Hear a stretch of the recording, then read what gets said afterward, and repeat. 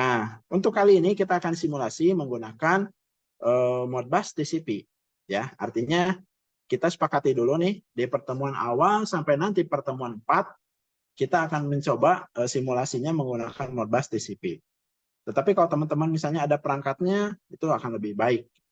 Nah, setelah ditambahkan, Modbus TCP ini akan muncul di suatu equipment list. Equipment list itu nanti berkaitan dengan controllernya, gitu ya, controller yang digunakan. Biasanya seperti itu. Jadi untuk konfigurasi protokol itu sudah kita lakukan gitu ya sampai penentuan driver di mana PLCM 221 kita gunakan dan HMI ETS series dari Schneider menggunakan protokol Modbus TCP/IP. Kita lakukan finish ya. Jadi do you wish to override it? Ya nggak apa-apa ya, kita override aja. Nah, setelah muncul seperti ini gitu ya, nanti akan muncul suatu halaman navigator di mana ini adalah target ya, target. Jadi tipe HMI yang digunakan, kemudian IP-nya berapa, kemudian di sini grafik panel. Ini kita akan mendesain tombol atau lampu atau numeric display atau suatu trending. Ini akan kita desain di sini. Kemudian untuk pop-up window gitu ya. Kemudian untuk pop-up window biasanya kita klik suatu halaman tertentu akan muncul page-nya gitu ya. Kemudian ada alarm event ya, ada data logging dan ini yang sangat menarik ya. Jadi ketika tadi kita sudah men-setting suatu protokol atau equipment list atau drivernya, ini akan tersimpan di sini gitu ya. Akan tersimpan di sini. Mohon maaf bukan di sini ya. Di Modbus equipment. Ini akan muncul. Artinya HMI-nya tadi sudah kita konfigurasi 192.168.0.5 dan kita bisa berkomunikasi dengan suatu PLC atau controller atau biasanya sekarang tuh power meter gitu ya atau sensor-sensor yang berbasis Modbus itu pasti memiliki alamat IP dan unit ID gitu, slab ID. Nah, ini tinggal dimasukkan unit slab ID-nya berapa, kemudian itu sudah bisa langsung berkomunikasi. Dan yang paling penting di sini saya sudah berbicara tag tadi ya. Ada tagging antara alamat yang di PLC dan di HMI supaya disepakati bersama-sama gitu ya. Nih, di sini akan muncul tagging ya. Jadi di sesi kedua saya akan coba mengisi tag ini gitu. Jadi teman-teman saya harap stay tune di pembelajaran learning series hari ini dan bisa teman-teman di sesi kedua, di break sesi kedua bisa teman-teman sambil install dulu ya, sambil install dulu software Video Designer Basic. Dan tidak kalah, mohon maaf, tidak lupa juga saya mengingatkan nih teman-teman, jadi untuk teman-teman yang ingin menguasai lebih lanjut mengenai pelatihan dari Creative Station, PLC Schneider dan HMI Schneider, jangan lupa teman-teman Rhythm Voucher juga ya, yang disediakan oleh tim CS. Oke, sambil saya mengisi kuis, teman-teman mau menjawab kuis, teman-teman bisa dicoba untuk menjawab polling ya. Dan saya juga sambil menjawab mungkin 2 pertanyaan deh ya menuju break. Oke, ada pertanyaan. Desain HMI untuk ke PLC apakah bisa menggunakan software Logic Pro untuk skala besar ya? Logic Pro ini pada dasarnya gini, kalau desain HMI biasanya tadi ada drivernya gitu ya. Jadi kalau misalnya di Logic Pro memang tersedia simulasi yang bisa terhubung dengan HMI Schneider, mungkin itu bisa ya. Bisa. Tapi it's okay, tidak masalah gitu ya. Mudah-mudahan bisa karena ada satu software simulasi juga gitu kayak PLC dengan Factory IO kan itu sudah bisa berkomunikasi gitu. Jadi tentukan lihat dulu softwarenya itu apa bisa berkomunikasi atau tidak. Oke, selanjutnya. Apakah akan dijelaskan cara memberi alamat dan variabel pada HMI? Tentu ya. Nanti teman-teman di sesi kedua makanya ditunggu aja ya. Teman-teman bisa sambil sholat dulu supaya nanti lebih fokus, lebih segar habis wudhu gitu ya. Jadi saya akan jelaskan sampai membuat proyek sederhana gitu ya. Oke.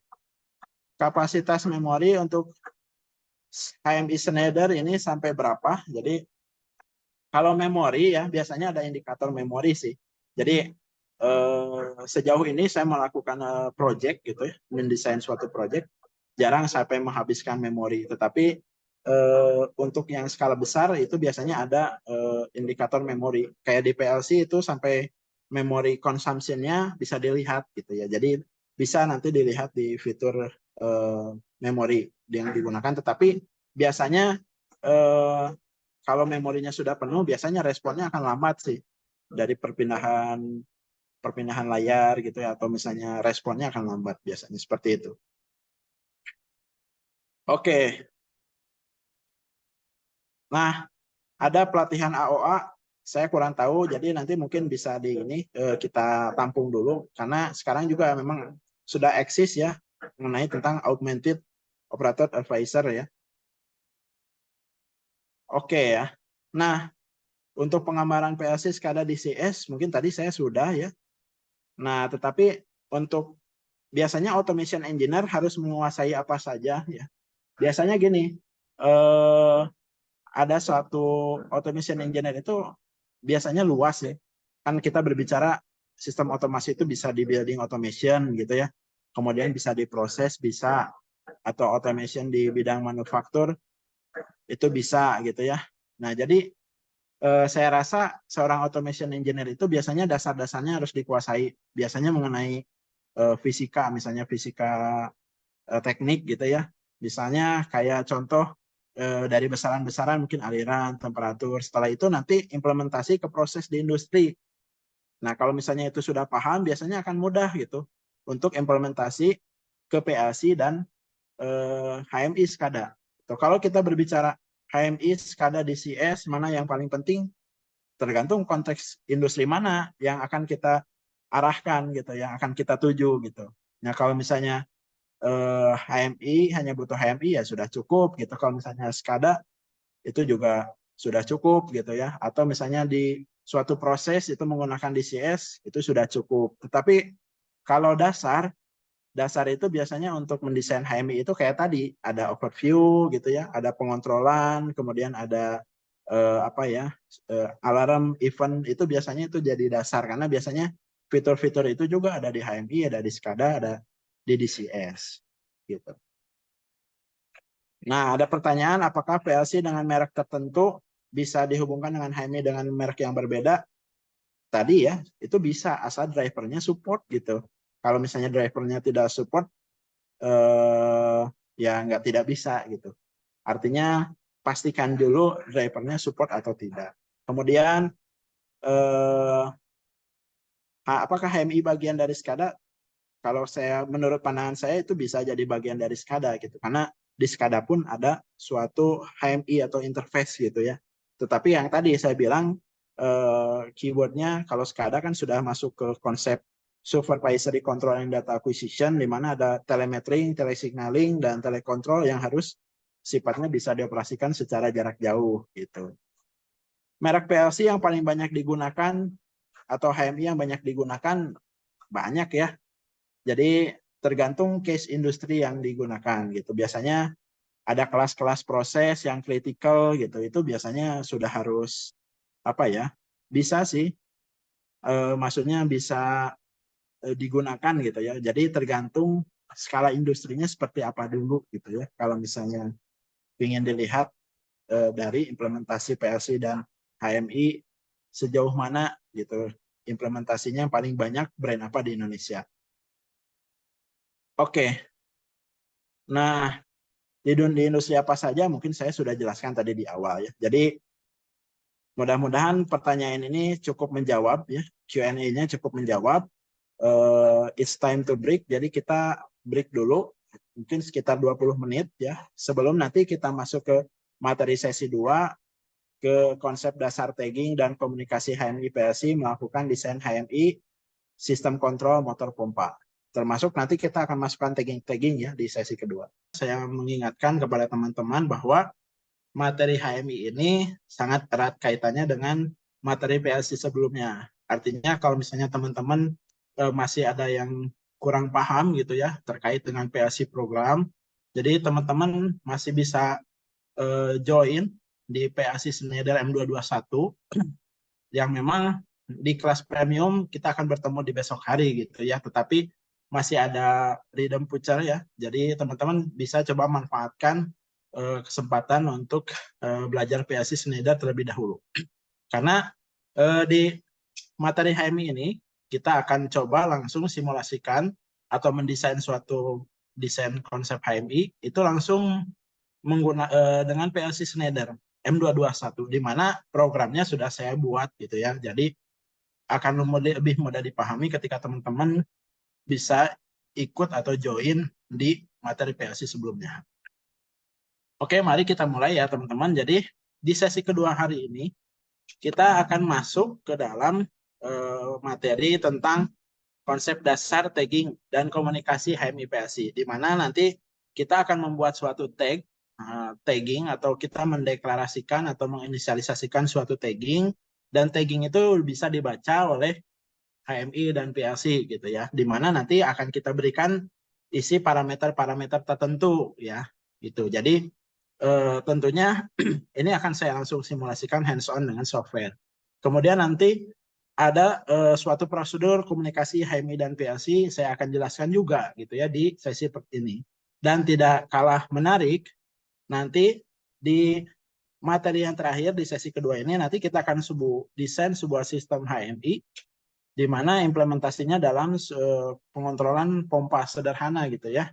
Dan tentunya kalau misalnya teman-teman join premium, itu nanti teman-teman bisa mendapatkan berbagai model case study yang berbeda dan nantinya akan diberikan suatu portofolio atau sertifikat gitu ya. Oke ya, jadi kita akan langsung mulai masuk ke dalam materi konsep dasar tagging dan komunikasi HMI PLC. Nah, tadi juga sudah terlintas beberapa pertanyaan dari teman-teman ya. Kak, bagaimana cara menginisialisasi variabel tag gitu ya? Kemudian bagaimana cara memasukkan variabel tag di software Video Designer Basic. Nah, tetapi saya akan coba jelaskan dulu bahwa tagging itu apa sih ya? Jadi tag atau tagging itu adalah nama yang digunakan untuk pengalamatan di dalam program PLC dan antar PLC dan HMI gitu. Seperti ilustrasi yang teman-teman bisa lihat di dalam materi atau layar teman-teman gitu ya. Jadi kita bisa mencoba melihat bahwa misal gini, ada suatu desain di dalam suatu HMI untuk tombol dan lampu, di mana ada PLC yang siap mengeksekusi atau menjalankan program tersebut. Kita bisa lihat gitu ya, bahwa 10051 itu ada di dalam program untuk monitoring gitu ya, di dalam suatu program PLC. Nah, tag itu biasanya diinisialisasi dengan suatu nama gitu, button start gitu ya, atau lampu red, di mana tagging ini nanti kita isi oleh alamat PLC gitu ya, alamat yang dipahami oleh HMI dan PLC gitu. Tetapi untuk di dalam tombol itu biasanya taggingnya, tetapi tagging itu akan berisikan alamat-alamat alamat-alamat program PLC. Nah, artinya tentunya nanti tagging ini akan menjadi suatu hal yang sangat penting ketika kita akan mengintegrasikan program PLC dan HMI. Nah, kemudian, sebelum kita hands-on ke sini ya, jadi di sini kita akan coba masuk ke navigator untuk menginisialisasikan tag ya, atau variabel. Nah, tetapi sebelum kita masuk, karena kita nanti langsung variabel tag itu kita langsung inisialisasinya menggunakan alamat yang sesuai dengan proyek hari ini, saya akan coba menjelaskan dulu ya teman-teman. Jadi saya akan menjelaskan prosedur koneksi PLC dan HMI, terutama di konteks pelatihan hari ini sampai nanti ketika teman-teman join kelas premium, kita akan menggunakan satu protokol gitu ya, yaitu Modbus TCP/IP. Di mana Modbus TCP ini membutuhkan suatu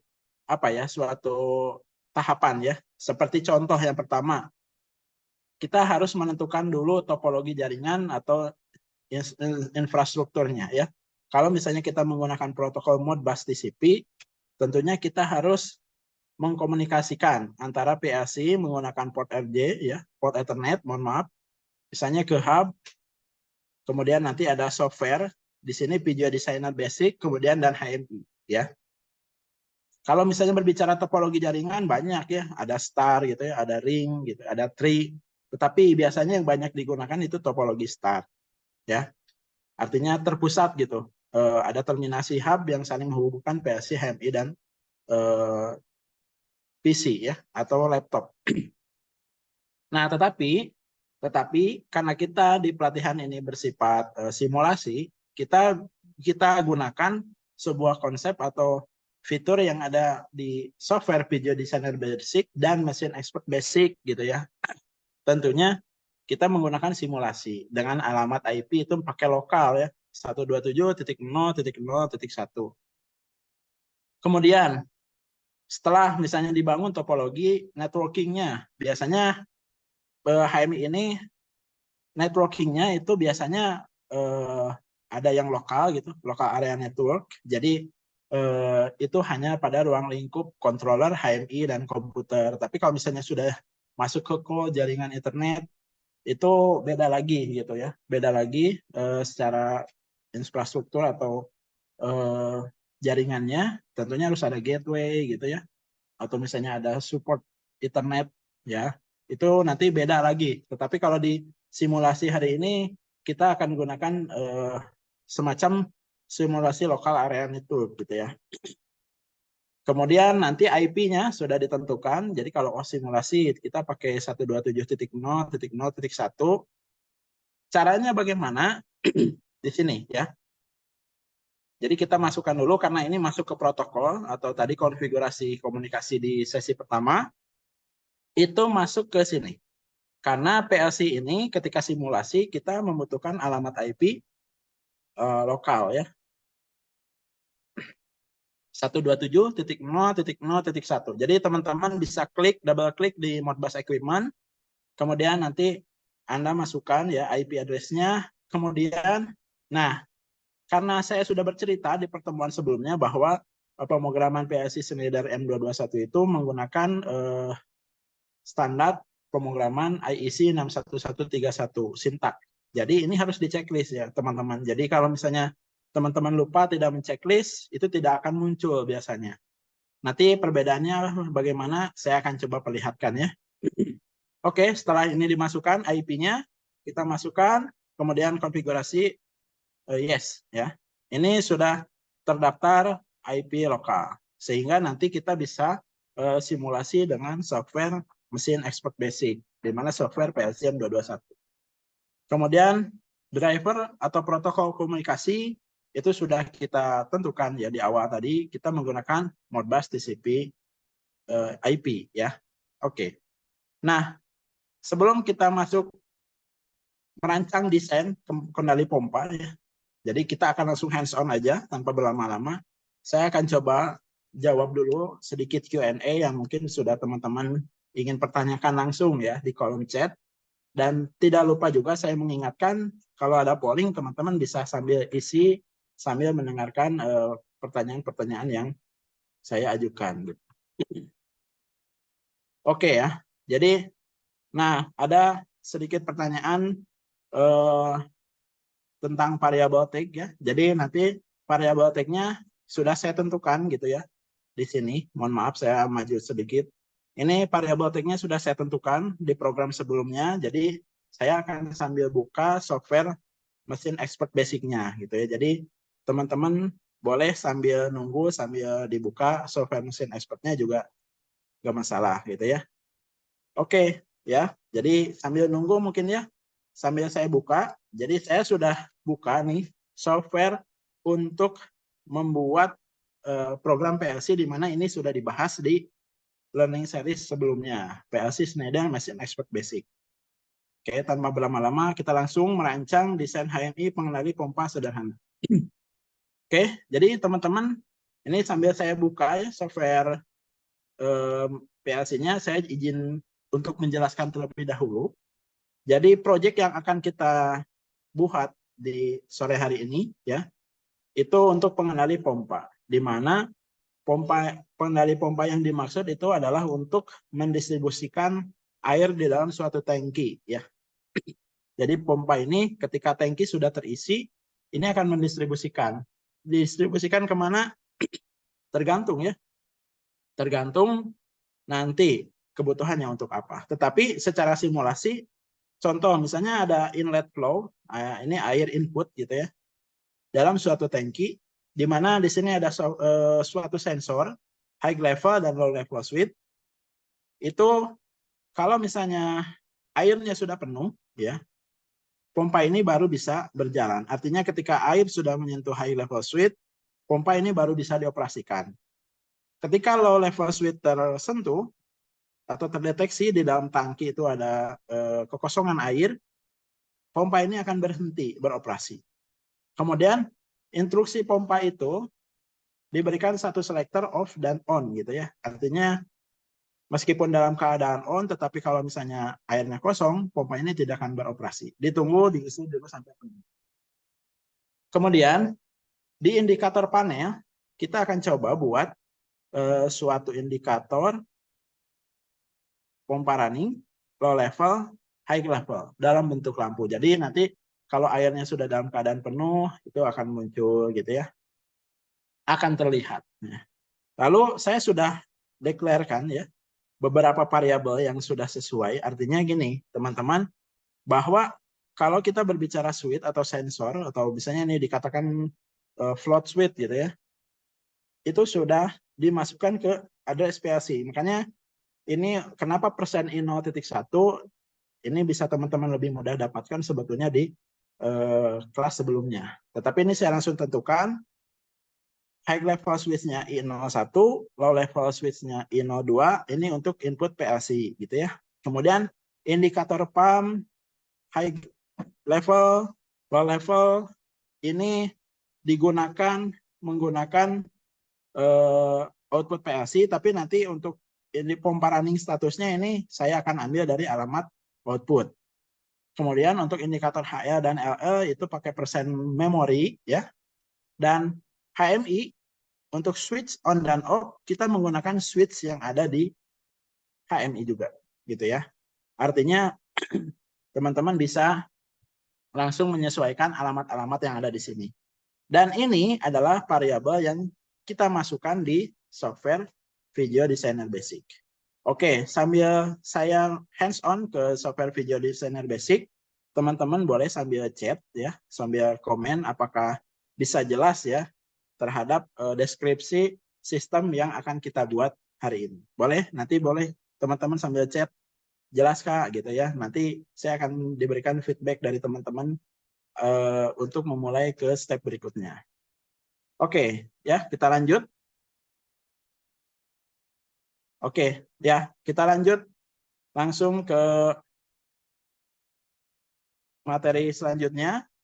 Jadi software, nah seperti yang tadi saya sudah katakan, ini di software PLC ini sudah saya buat dulu ya programnya menggunakan kontrol pompa ya. Jadi kontrol pompa. Artinya ini softwarenya sudah saya tentukan, programnya sudah tentukan di awal gitu ya. Programnya seperti ini. Jadi kalau teman-teman lihat di sini ada sektor pengaturan pompa ya. Pompa ini ditengaruhi oleh M0. M0 itu alamat untuk switch on off. Kenapa cuma satu rang? Ini akan berpengaruh nanti ke konfigurasi di HMI-nya ya. Nah, kemudian pompa ini akan aktif dipengaruhi oleh high level switch and level switch, low level switch. Jadi ketika dia penuh, dia akan aktif gitu ya.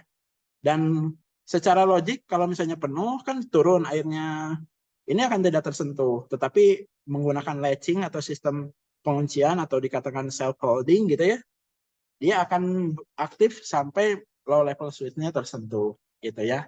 Dan ada indikator yang memberikan dia high level dan low level. Ini sudah disesuaikan nih alamat ini teman-teman dengan alamat yang sudah saya buat di sini ya. Jadi kalau kita cross check I01 high level betul ya, low level I02. kemudian indikator pump Q 0.0. Oke. Kemudian mohon maaf saya sambil switch ya layarnya ke software high level M2, M3, M4 ya. Jadi M2, M3, low level dan M4. Ini sudah sesuai. Artinya kita tinggal melakukan konektivitas antara tagging yang kita buat dengan alamat yang nanti akan disesuaikan di HMI. Oke, kita akan masuk. Jadi teman-teman kita akan langsung lanjut ya. Jadi ini akan secara sistematis saya menjelaskan setelah tadi memasukkan IP address. Di sini sudah sesuai untuk simulasi ya. Kita akan memasukkan variabel dulu. Variabelnya kalau misalnya teman-teman bisa perhatikan di sini kita tinggal masukkan. Nah, kalau misalnya tipe data itu kan kalau misalnya kita berbicara switch dua kondisi itu biasanya boolean ya gitu antara true or false. Tetapi kalau misalnya tipe data numerik gitu ya, itu integer, uninteger, real dan string. Ini akan saya jelaskan di pertemuan berikutnya. Tetapi saya akan jelaskan dulu mengenai mengenai tipe data boolean. Nah, tag itu ini kita bisa namakan dulu di sini. Contoh misalnya kita akan masukkan dulu ini ya, monitor. Jadi level switch itu untuk memonitor ya. HL switch ya. Kita bisa masukkan HL switch di sini ya. Misalnya HL switch ya. Oke, mohon maaf. Ini kita masukkan dulu HL switch.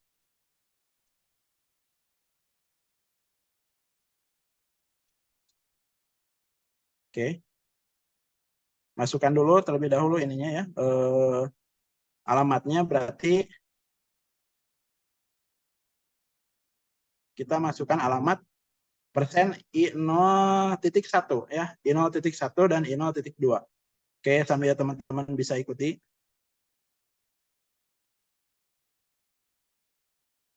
I0.0.1.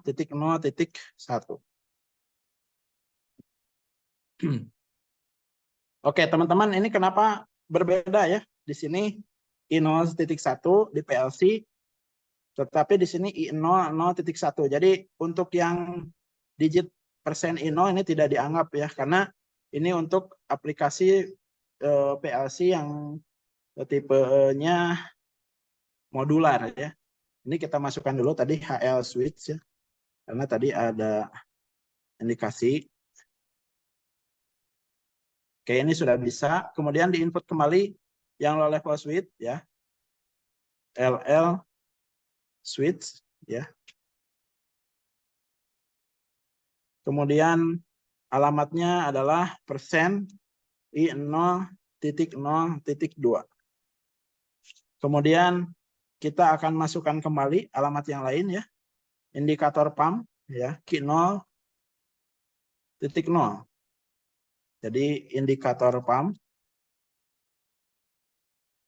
itu adalah persen Q0.0.0. Ini juga sama ya. Kenapa ini 3 digit? Kalau kita lihat ya, teman-teman, di sini ada rack, ada modul, ada channel. Karena kalau untuk yang rack itu biasanya PLC modular gitu ya.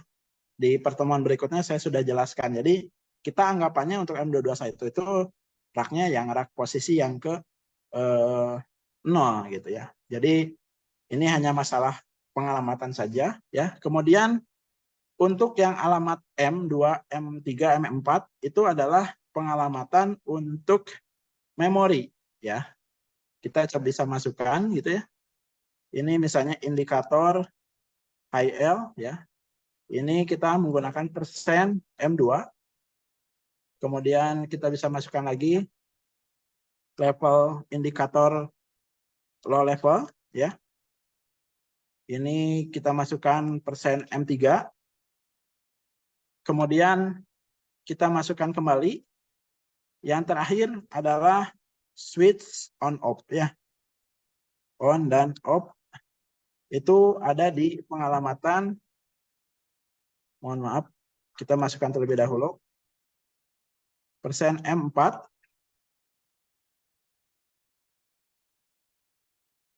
Oke, kita masukkan di on switch